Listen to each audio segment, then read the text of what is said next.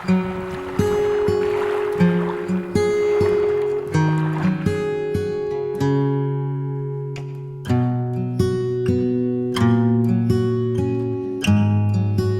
19, Jesus said unto them, I say unto you,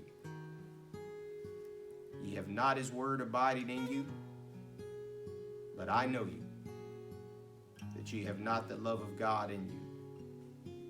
But Jesus did not commit himself unto them, because he knew all men, and needed not that any should testify of man, for he knew what was in man. And tonight, you will take note of John chapter 5. I want us to take heed to the fact that Jesus says, but I know you. And this is what Jesus said he knew about mankind, all mankind. Jesus says, I know you, that ye have not the love of God in you. Now, that would definitely offend anybody if somebody told you you don't have love in you. And that's one thing for somebody to say to you, you don't have love in you. Because, we live right now in a climate where people, they want to have peace and they're looking for justice. Because today is, for the Lord seeth not as man seeth. For man looketh on the outward appearance, but the Lord looketh on the heart. 1 Chronicles chapter 28 and scripture 9 of 1 Chronicles chapter 28.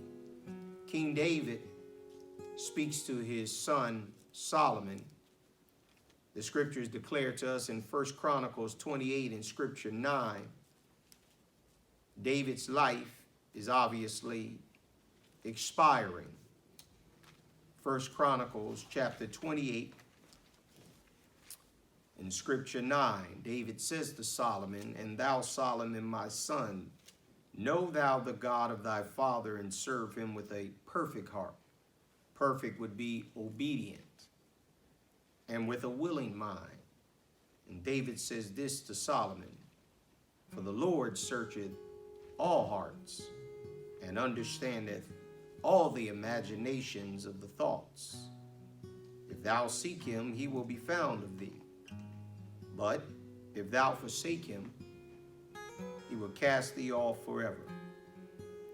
So the Lord, he looks on the heart, so he knows what's in the heart of man, all mankind. Psalms chapter 44 and then Jeremiah chapter 17. Psalms chapter 44, on the word tonight, but I know you.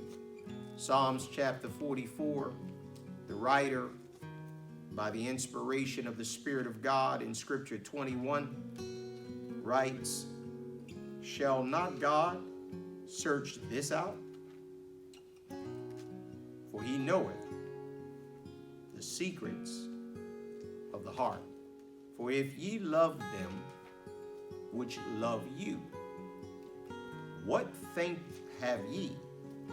For sinners also love those that love them. Now, when Jesus speaks about love here, he's talking about the sinners also love.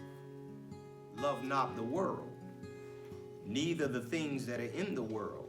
So you can love the world and you can love things. That means the word love has to do with being affectionate.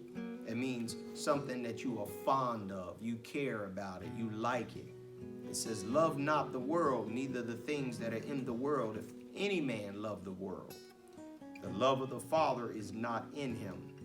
For all that is in the world, the lust of the flesh and the lust of the eyes, and the pride of life is not of the Father, but is of the world. So if somebody loves the world, or they love the things in the world, then the love of the Father is not in them. So how do you know if somebody have the love of God in them? So when Jesus says, but I know you, how do you know that somebody does not have the love of God in them? You know it by the fact that they love the world. They love the things in the world.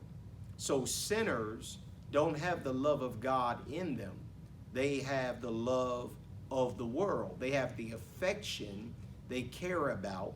They're fond of it. They like it. So love has to do with tender attachment. Now, you can use love in a lot of different terms. Somebody can feel like, do you love me? And in a human to human, if you love a person, right, you're going to care about that person. But there are some people who associate love as to, in a sense of, what do you do for me? Because if you love me, you're going to do something. Jesus said, if you love me, keep my commandments. The greatest love you can have in you is the love of God. You just don't want to have what the sinner's love is. That natural affection that's not enough. If somebody have the love of God in them, and I talked about it a little bit before about the fact that, this individual, you're going to know it by their behavior. You're going to see it by their actions. You're going to be able to perceive it or discern it, whether or not they have the love of God in them. Jesus said it, if you love me, keep my commandments. The greatest love that somebody has for another is that they lay down their life for their friend. And so there is a greater love than just what we know to be natural affection. 2 Timothy chapter 3. Hey man, it's love. But you don't need the love of God to do that. And you would know that person love you because y'all having sex. I mean, good sex. My goodness, that's how you see love. Most people that see a love, like remember in the cartoons when you see Bugs Bunny and a female Bugs Bunny and they kiss, what happens over top of their head? It's this heart thing. People today, that's how they show love. Emoji, the whole emoji thing about a heart. It's like this, you love. But that's natural affection though.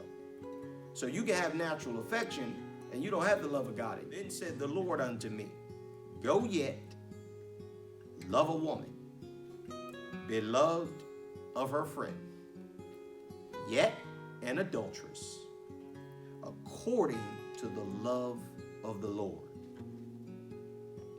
Toward the children of Israel, who look to other gods and love flagons of wine. Those are containers like jugs. So I bought her to me for 15 pieces of silver and for an homer of barley and a half homer of barley. And I said unto her, thou shalt abide for many days. Thou shalt not play the harlot, and thou shalt not be for another man. So will I also be for thee. Now, how do you know that Hosea loves this woman according to the love of God? It is because he tells her something. He tells her, thou shalt abide for many days. That's one. 2, thou shalt not play the harlot. That's 2. 3, thou shalt not be for another man. On those 3, thou shalt and thou shalt not, 2 of those, he says, so will I also be for thee. In other words, if you love me, you're going to do what I told you to do. And if I'm going to love you according to the word of the Lord, I'm going to obey God according to the love of the Lord. Not just that natural love,